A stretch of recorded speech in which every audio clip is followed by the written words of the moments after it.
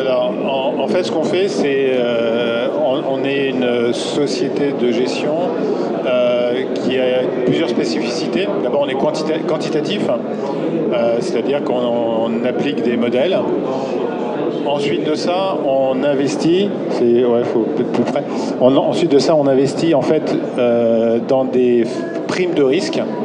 Donc des primes de risque, c'est par exemple le value, c'est par exemple le momentum. Et on sélectionne en fait les primes de risque en fonction de l'environnement macroéconomique et de l'environnement de marché. Et ce qui permet en fait d'éviter la mauvaise prime de risque. Par exemple, en ce moment, le value, c'est pas une bonne prime de risque. Ça s'est cassé la gueule l'année passée et ça continue cette année. Donc il vaut mieux éviter d'être investi dans cette prime de risque. Donc nos modèles en fait travaillent pour trouver les bonnes primes de risque, les bonnes allocations. C'est uniquement sur les actions ou ça peut être sur d'autres classes d'actifs? Alors aujourd'hui on travaille uniquement sur les actions, mais ça peut être aussi sur d'autres marchés, notamment le marché des taux et le marché du crédit. D'accord. Comment est-ce qu'on qualifie? Est-ce que c'est une société de gestion? Est-ce que c'est un fonds? Est-ce que c'est basé en France ou... Alors oui, on a une adresse magnifique. On est 1 rue de la Bourse, c'est-à-dire qu'on est, pour ceux qui connaissent, on est au-dessus du Vaudeville. Ouais, on a en face du Palais Brongniart. On a une vue absolument époustouflante sur la Bourse.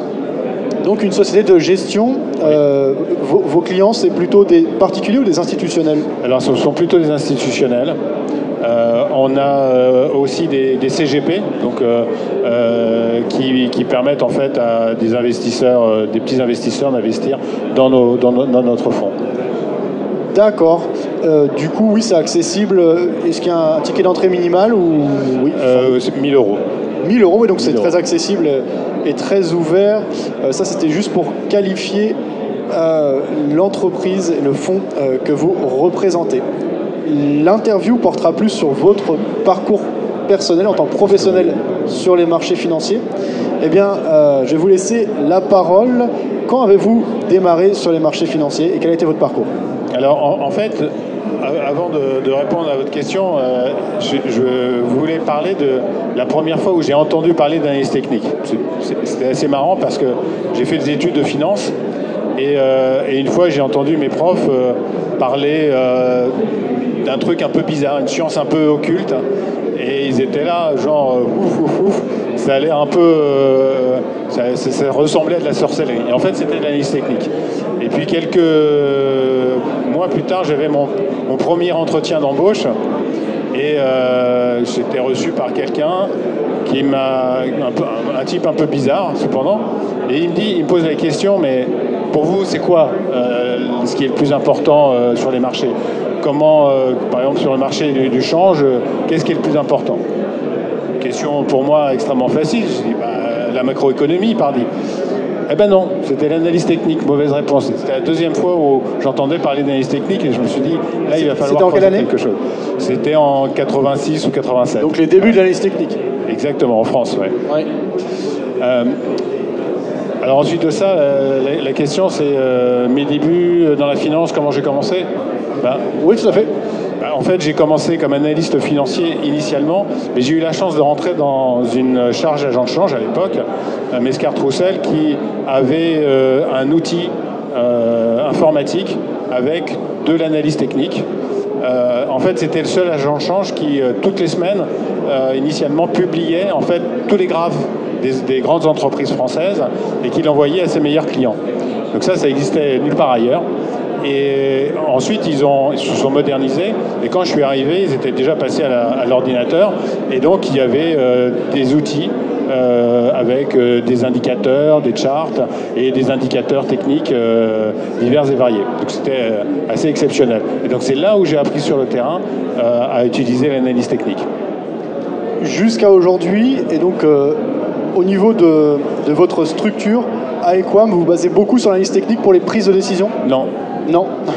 Alors, pourquoi alors finalement C'est toute une évolution. En fait, entre mes débuts où j'aurais dû faire de l'analyse financière, où finalement j'ai fait de l'analyse technique, et aujourd'hui, j'ai toujours gardé un lien avec l'analyse technique, et souvent j'ai fait des choses un peu différentes.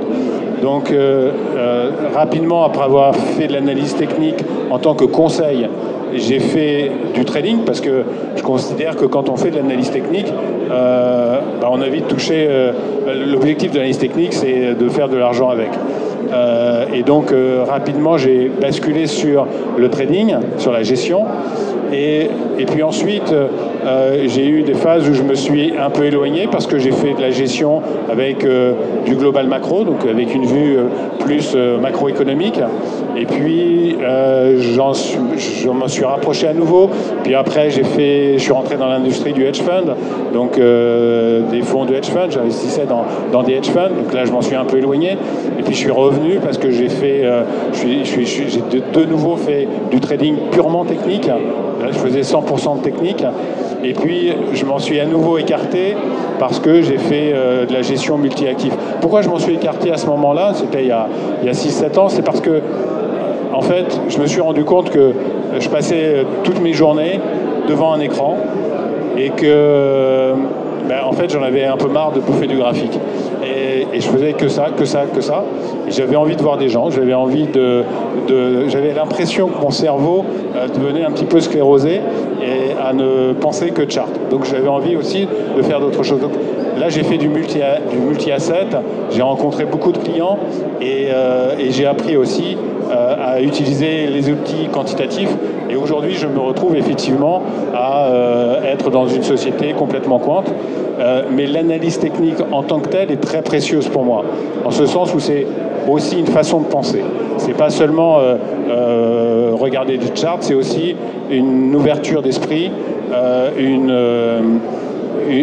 façon d'envisager la compréhension du marché que n'ont pas les quants et que n'ont pas la plupart du temps les économistes.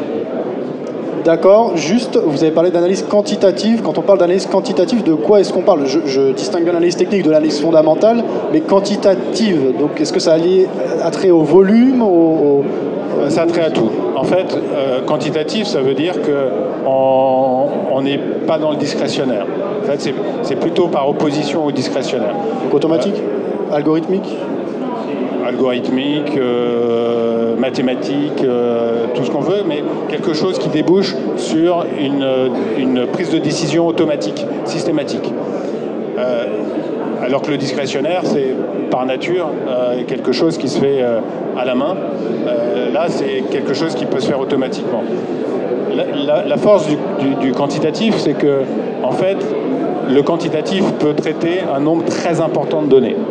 Donc que ce soit des données de marché, mais aussi des données fondamentales. Donc les données fondamentales, ça a permis de faire évoluer le terme quantitatif vers le terme quantamental, c'est-à-dire l'analyse quantitative de données fondamentales.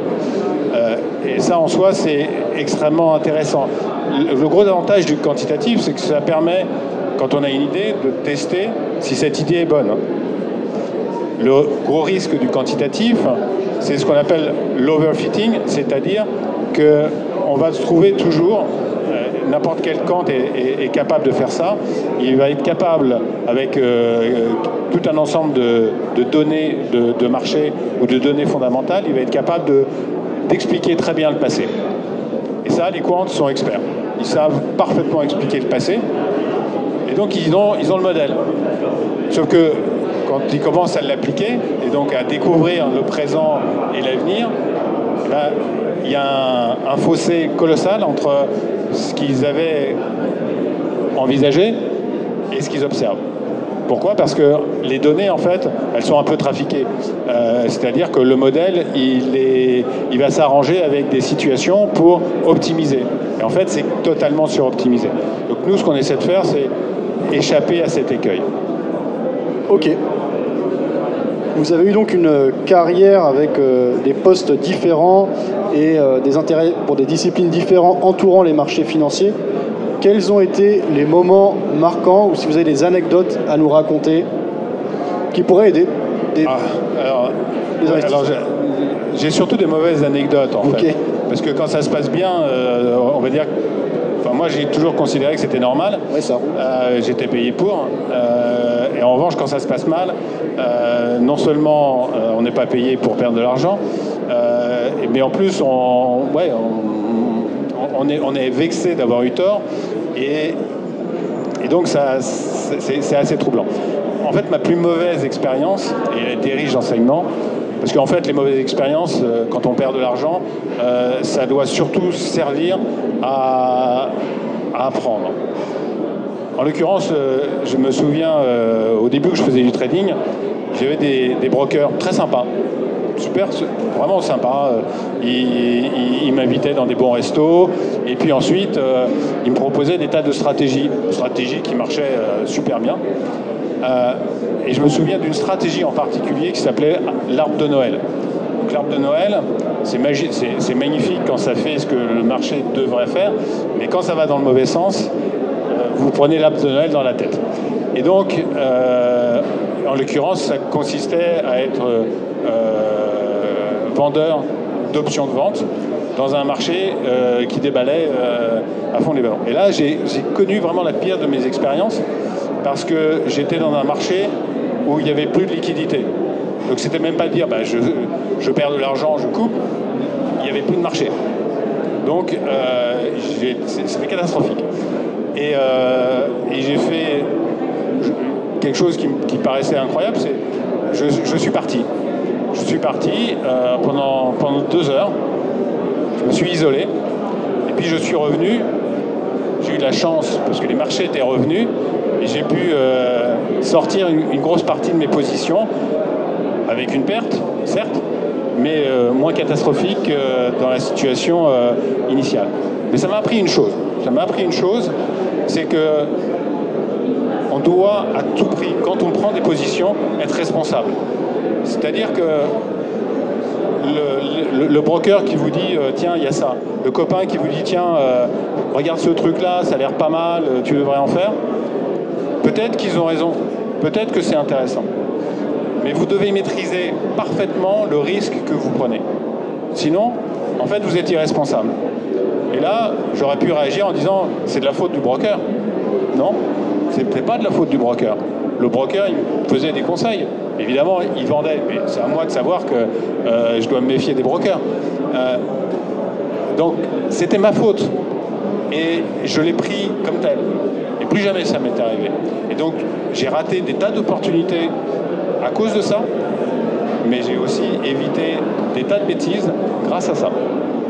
Ok, ça me fait penser à une question qui arrive un peu plus loin dans le cadre de l'interview, qui est quel conseil donneriez-vous à un débutant qui veut vraiment réussir sur les marchés financiers? Est-ce qu'on peut dire la responsabilité et être sûr de bien comprendre les tenants et aboutissants quand on rentre sur un marché pour ne pas se retrouver piégé par manque de liquidité ou autre? Oui, alors je pense qu'il y a 2 conseils. Le premier conseil, il y en a plein. Bon. Première chose, c'est la discipline.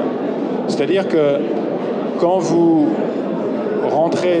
décidez d'en faire une activité, même si c'est un passe-temps, mais encore plus si c'est une activité qui va vous prendre une grosse partie de votre temps, c'est d'abord d'avoir ce qu'on appelle un process d'investissement.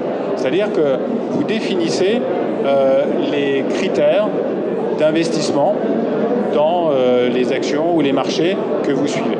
Donc quelque chose le plus simple, c'est le mieux. Il y en a qui vont construire des tas de trucs avec des conditions dans tous les sens. Ben, vous êtes sûr de ne pas pouvoir les respecter. Donc il faut que ce soit quelque chose le plus simple possible. Donc dans la prise de décision. Donc par exemple, ça peut être, je donne un exemple, ça peut être simplement la rupture d'un support. Tout simple. C'est très simple à définir. Première chose. Après, vous devez avoir aussi un processus d'investissement sur la gestion de votre argent. C'est-à-dire à quel moment je détermine mon point d'entrée, mais ensuite, je dois aussi déterminer mes points de sortie. Donc tout d'abord, un stop loss. Parce que si vous n'avez pas de stop loss, vous vous retrouvez dans une situation que je décrivais tout à l'heure, ça peut être absolument infernal, parce que vous touchez votre point sur lequel vous êtes censé sortir, et au moment où vous le touchez, si vous n'avez pas de stop sur le marché, vous dites ouais mais là y a Draghi qui va parler, ça va revenir, et puis Draghi il parle ou il parle pas, et les marchés ils font ce qu'ils doivent faire. Mais du coup, vous êtes complètement à côté de la plaque. Donc ça, c'est la discipline. Mais vous devez avoir donc un processus où vos points d'entrée, vos points de sortie sont clairement établis. C'est-à-dire que vous avez une stratégie qui est claire. Vous savez, moi j'avais en fait une stratégie quand j'ai fait du pur technique, du pur trading technique, où je savais quand est-ce que je pouvais rentrer dans une stratégie, j'analysais un pattern, je savais quand est-ce que j'allais rentrer sur ce pattern, je savais quel risque j'allais mettre, parce que ça c'est très important. On voit trop souvent en fait des gens qui vont mettre une fois un risque, par exemple de 1000 € un jour, ils vont faire ça 2-3 fois, ça a bien marché, et puis ils vont se dire, allez, là c'est bon, je crois que j'ai trouvé quelque chose, et ils vont mettre 10 000 €. Et évidemment ça ne marche pas. Et ça ne peut pas marcher. Et si ça marche une fois, la fois suivante, ça ne marchera pas. Donc il faut être extrêmement équilibré dans la prise de risque. Si vous décidez d'augmenter votre prise de risque, faites-le progressivement, évidemment.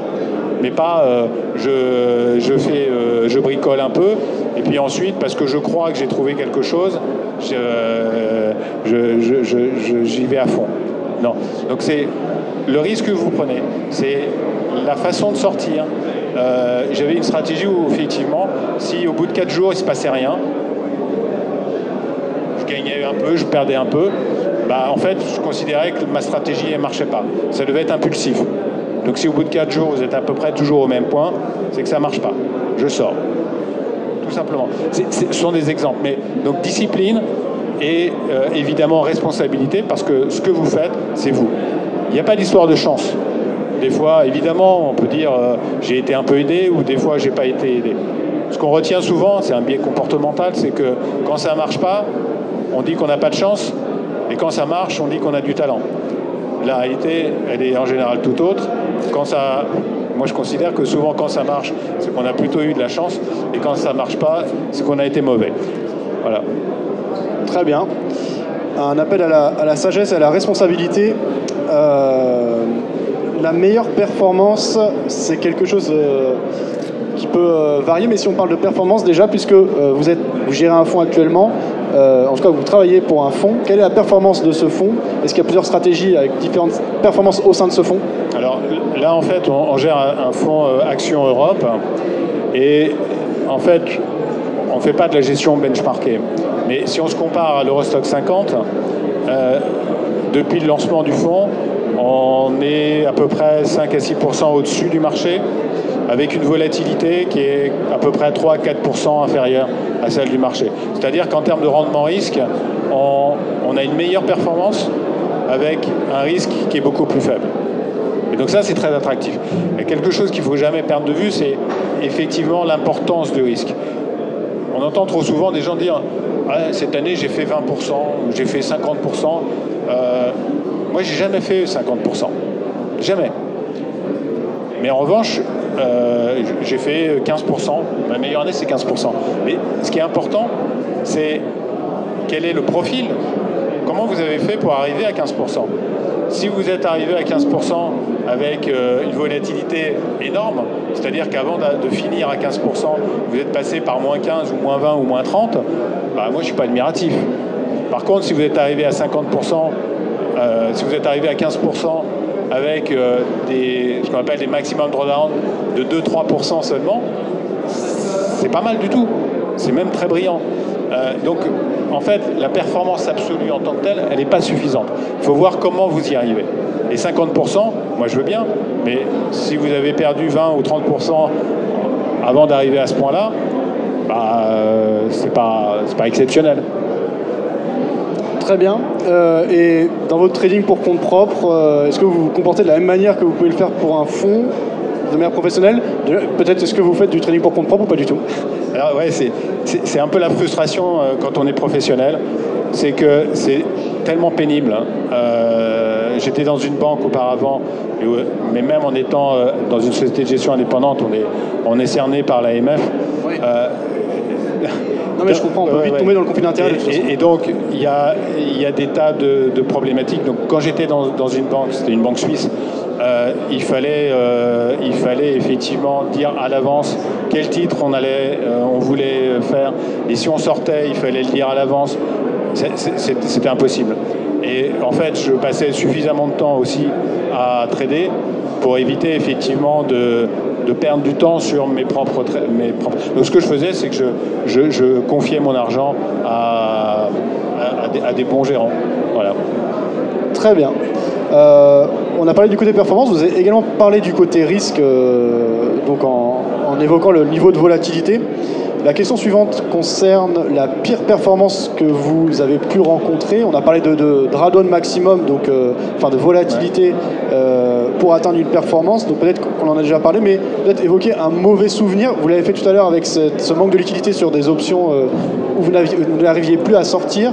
Mais est-ce qu'il y a une mauvaise expérience que vous pourriez partager qui pourrait aider des investisseurs? Bon, j'ai plein de mauvaises expériences. Alors, je me souviens, il y a une période où en fait je faisais du trading sur le Forex. Et en fait, la mauvaise expérience, c'est que quand vous êtes dans une banque, j'étais dans une banque allemande, j'étais à Francfort à ce moment-là, les mecs, ils vous appellent la nuit. C'est-à-dire que vous êtes tranquille en train de vous reposer, de reposer votre esprit. Et en fait, dès qu'il y avait des niveaux de stop qui étaient touchés, au lieu de les exécuter gentiment, ils appelaient. Et donc, je me suis vu, en fait, il y a eu un moment où, en fait, ça bougeait énormément sur le yen, sur le dollar, et il y avait systématiquement l'Asie qui m'appelait à 2h, 3h du matin. Et alors là, c'était une expérience épouvantable parce que, d'abord, vous êtes réveillé, derrière, vous n'arrivez plus à dormir. Alors, j'ai aucun souci de sommeil. J'ai jamais eu aucun problème de sommeil, sauf à cette période-là. Et en fait, la première fois, j'ai essayé de prendre des décisions dans ce type de situation, et je me suis aperçu que c'était pas bon, parce que quand vous vous réveillez à 2h du matin ou à 3h, vous n'êtes pas prêt, vous n'êtes pas dedans. Donc vous allez prendre une décision qui va être émotionnelle. C'est tout ce qu'il faut éviter. Donc j'aurais dit, arrêtez de m'appeler, vous faites le stop, peut-être qu'il y a un problème de liquidité. Moi, j'en sais rien, c'est pas à 2h du matin, sans regarder mes écrans, que je peux voir ça. C'est à vous de le gérer, c'est pas à moi. Donc ça, c'était une mauvaise expérience. L'autre mauvaise expérience, ça a été de me réveiller un jour avec un gap de 7% sur le Nikkei. Et bien sûr, j'étais long. Voilà. Et ça, ce sont des choses inévitables, mais c'est épouvantablement violent. Quel était l'événement? Pour un gap de 7%, ça devait être marquant. Alors, c'était au moment où le Japon allait pas très bien, mais il va pas mieux non plus. C'était, objectivement, j'ai oublié. Ah ouais. J'ai complètement oublié. Un gap de 7% comme sur une capitalisation aussi importante, ça devait être quelque chose. Ouais. Mais c'est vrai que sur les marchés, de toute façon, et en plus ces dernières années, des fois on a tendance à vite oublier des choses qui se passent. Il y a quand même eu, par exemple, l'année dernière, en février, en 2018, un flash crash de 5% sur le Dow Jones et sur la plupart des gros marchés américains, vraiment en quelques minutes, ce qui est énorme en termes de capitalisation, et en fait on passe vite outre et la confiance revient, enfin voilà. Ok. L'évolution de la finance, alors justement, vous êtes sur les marchés depuis plusieurs décennies. Comment voyez-vous les marchés évoluer et le secteur de la finance au sens plus global? Je dirais, a priori, la technologie a quand même révolutionné pas mal de choses comme dans toutes les industries et tous les secteurs. Quel est votre point de vue quant à cette évolution? Alors, c'est une question difficile. Bon, ce qu'on observe d'abord, c'est que effectivement, ça a énormément changé. C'est devenu, il y a énormément d'informations. Il y a en fait beaucoup trop d'informations. Donc ça, c'est véritablement un écueil. Et il vaut mieux éviter de vouloir traiter toutes les informations et se dire être confortable avec simplement quelques informations a priori basiques mais essentielles, plutôt que de vouloir tout traiter. Vous traitez, vous traitez rien, et au contraire, vous prenez les pieds dans le tapis. Donc comment ça va évoluer? Je pense que malheureusement, en fait, l'humain est en train de s'évanouir progressivement de la planète finance. Ça ne veut pas dire qu'il n'y a plus de place pour l'humain, mais c'est vrai qu'on est dans un environnement qui est de plus en plus à chercher du benchmarking, donc à se rassurer avec un indice ou des compositions d'indices qui sont faciles à comprendre. Et du coup, effectivement, tout le monde fait un peu la même chose. Alors, il y a des petites prises de risque très très marginales, mais c'est pas ce que j'appelle de la gestion. Donc, Et à côté de ça, je pense que va rester des gens, et chez Equam, c'est ce qu'on essaie de faire, qui vont essayer effectivement de s'affranchir de ça en proposant des choses qui sont beaucoup plus sur de l'absolute return et qui vont essayer de... Donc, au risque d'avoir ce qu'on appelle une tracking error, c'est-à-dire une déviation importante par rapport au benchmark, qui vont essayer effectivement de rechercher plutôt une protection des investisseurs, avoir peut-être de temps en temps une moindre performance, mais avec moins de risques. Donc c'est vraiment l'idée qu'on essaie de faire. D'accord. Un conseil qu'on pourrait donner à un trader plus confirmé, on a parlé des débutants, des erreurs à éviter, etc. Un investisseur qui a déjà, on va dire, 5 voire 10 ans d'expérience, mais qui cherche à s'améliorer, vers quoi faut-il tendre, à votre avis, pour améliorer sa performance et réduire son niveau de risque? Diversification ou au contraire... Bon, d'abord ce que je pense, c'est que quand on est professionnel, et moi c'est ce que j'ai toujours fait avec l'analyse technique, enfin avec l'analyse technique, puis après avec l'analyse quantitative, c'est s'ouvrir à d'autres méthodes. Ça ne veut pas dire qu'il faut toutes les appliquer, parce que là on est sûr que ça ne va pas marcher, mais il faut s'ouvrir à d'autres choses, c'est-à-dire essayer de se renouveler. Avoir toujours l'esprit ouvert sur des choses un petit peu différentes, un petit peu nouvelles. Ça permet de voir qu'il y a éventuellement des choses qu'on n'a pas prises en compte. Donc il faut s'ouvrir à ces choses-là, il faut discuter avec d'autres personnes qui font la même chose. Bon. Donc ça c'est un premier élément. Le deuxième élément, c'est effectivement peut-être être très très diversifié dans son approche. Moi, en fait, la façon dont j'ai abordé en fait le trading technique, c'est une vision assez modeste. Je crois assez peu à l'idée que on va tout réussir sur un coup, ou 2 coups, ou 3 coups dans l'année. Et qu'il y a en fait juste une fenêtre ou 2 fenêtres dans l'année, et que si on rate ces fenêtres, on a raté son année. Moi, ça me rend très inconfortable, parce que si effectivement vous vous plantez sur le premier coup, imaginez, cette année, vous commencez en disant visiblement il faut être vendeur, et vous passez vendeur dès le 1er janvier, vous avez vraiment raté votre année, et vous n'avez plus aucune chance de revenir. Donc, à l'inverse, si vous avez beaucoup si vous mettez en œuvre beaucoup d'idées, beaucoup de trades, vous allez diversifier forcément vos sources de revenus.